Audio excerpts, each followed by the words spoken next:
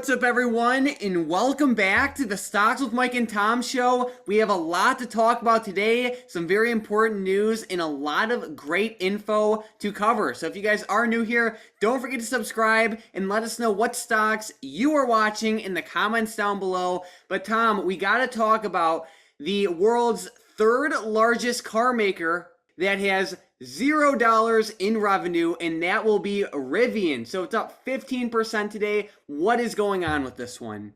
Yeah, this is absolutely crazy. And there's not single-handedly one huge piece of news making them go up. But man, ever since they IPO'd, they have just been on the uptrend. As we can see here over the past few days, they IPO'd, they came onto the market right around 106.75. And now they're sitting right around 170, 170 here at market close. This has been a really crazy run up. And I'll tell you what, it's crazy to see that valuation is so high. They're valued higher than Lucid, Ford, General Motors, I believe. Like, man, this is crazy to see how high that they're how high they are up in valuation. Obviously, they're still not close to Tesla, but man, I just cannot believe that they're valued so high and they don't have any revenue. And then we're seeing some stocks like Lucid also running up today, but this company's actually started their deliveries, and they've talked a lot about, investing in different production stuff and different production goals and stuff. So it sounds really good for Lucid,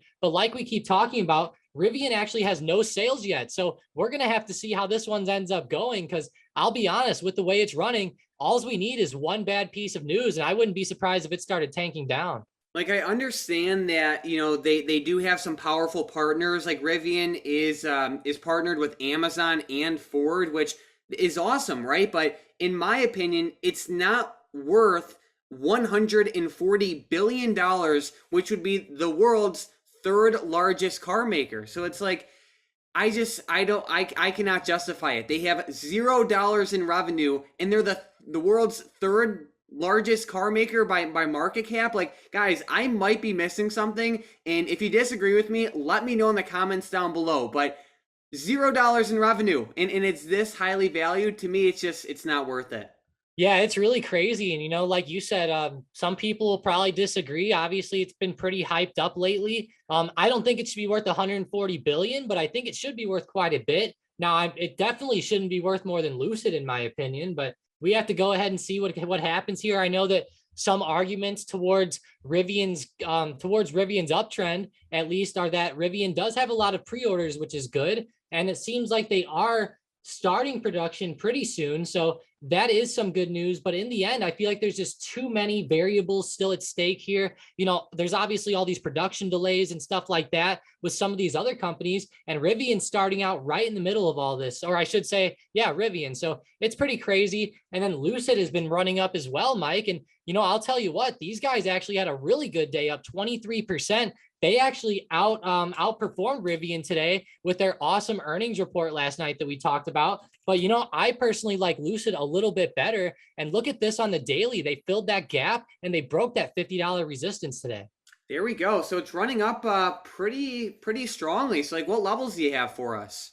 Yeah, as we're eyeing this up, I think $60 even is going to be a key level. But let's go back on the 180-day 4-hour so that we can kind of see some of those bigger levels back there. And actually, we have to go back even further than that. But, I'll be honest, I think the biggest resistance is going to be at 65 and then $60. So $60 will be the first one coming up. But as we can see intraday today, man, Lucid just kept running. And even in after hours, it broke above $56. Like, man, this stock is on fire. You just can't stop it. And one good thing that I like about Lucid is that their CEO came out and he said, I think the sky's the limit in terms of valuation, but he said, it's all about execution. He said, it's all about execution. It's all about scaling volume. And that's my focus. And he says he thinks the share price going up is a result of that focus. And we just have to kind of see how Rivian's going to go, because I think it's awesome to see Lucid starting these awesome deliveries, and you can see how much they're starting to go up. I really hope that Rivian can kind of play out like this, but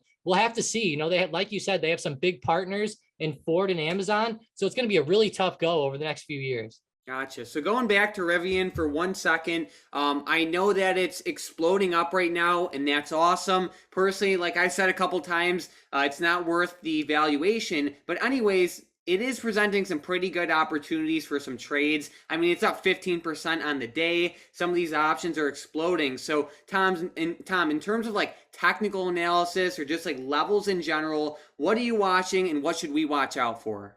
Today I saw some pretty good movement at a few key levels. And I will say that at the end of the day, I loved how we broke above the high very early on in the morning, right around like $170 even. I think that was an amazing break. And we ran straight up to 180 at the end of the day right after that. So I thought it was amazing. And then we're also confirming off of it here in after hours. I'm really going to watch for 170. If this ends up holding up into tomorrow morning, I'll definitely hope that Rivian starts to bounce again tomorrow. And if we end up falling below 170, I will be a little more careful, but I still think Rivian could go up. Now, there is another support down below that. I'm seeing another big one at 160, and then also in the middle here around 164. So there is a few intraday levels to look at. I will say they've only been on the market for just a few days, so there's not too many levels, but at least they are having some intraday opportunities like you pointed out. There we go. So good stuff there. And another stock I saw that was exploding today is Qualcomm. So this thing is just running up to the moon. QCOM, it is up nearly 8% on the day. What's going on with this one? This one is exploding. And I'll tell you what, they were getting beaten down for a while and it was looking pretty scary there, but they actually reversed very quickly with a good earnings report. And then today they actually came out and said that they can continue to grow without Apple. And a lot of people have been worried about Qualcomm a lot lately because Apple's been developing their own chips and also outsourcing to different people. So Qualcomm hasn't been the largest supplier of Apple over the past couple of years anymore. And that's supposed to keep decreasing as time continues on. And as of right now, Qualcomm CEO came out and said that this company is no longer defined by a single market or a single end customer. So that's awesome news to hear. And it's awesome to see Qualcomm breaking their all-time high. You can see they were consolidating right there for a few days. And we got that awesome break. And it was an explosive move too, up 7.8%. Hopefully they start moving like NVIDIA. And I'm really glad to see them kind of following along because NVIDIA and AMD have been leaving some of these other stocks in the dust like Qualcomm was for a long time before it got this good news. I'm really hoping that Micron can start to get back up there. They're another one that's been lagging behind. Here we go. So lots of stocks moving, specifically chip stocks and EV stocks. Definitely keep Qualcomm, Lucid, and Rivian on your radar for tomorrow. They're running to the upside with a ton of momentum, and they're definitely trending in a really strong way. So definitely watch those ones. And let's get right into today's Discord member of the day, and that is Simp. So huge shout out Simp. Thanks for being a great member of the Discord. You're a great person, and we really appreciate having you in the chat. You always add a lot of fun and humor, and a lot of times a lot of great info as well. So thank you so much for being in the chat. We really appreciate you. And let's get right into these momentum plays for tomorrow. And with the first one, we have CHGG to the upside. Wow, Chegg's actually recovering up here. Go ahead and make them break out above $30 even. I think that's going to make for an awesome resistance. There we go. With the next one, we have Teladoc also to the upside. Yeah, Teladoc, they're on the uptrend as well. Make them break out above, I will say 136. If they are above that in pre-market, then go ahead and make them break 136.30.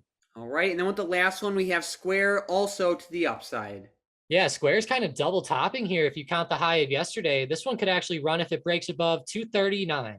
Sounds good. So we are watching these 3 plays for potential day trades to the upside tomorrow, but only if they break above the levels Tom listed. And we also have to showcase this bot play from today. The hybrid bot called out the Square $237.50 calls at $360 each. It took a couple hours, but it did end up running to $425 each. So the bot's been doing pretty good lately. On average, the play pops for 29.4%.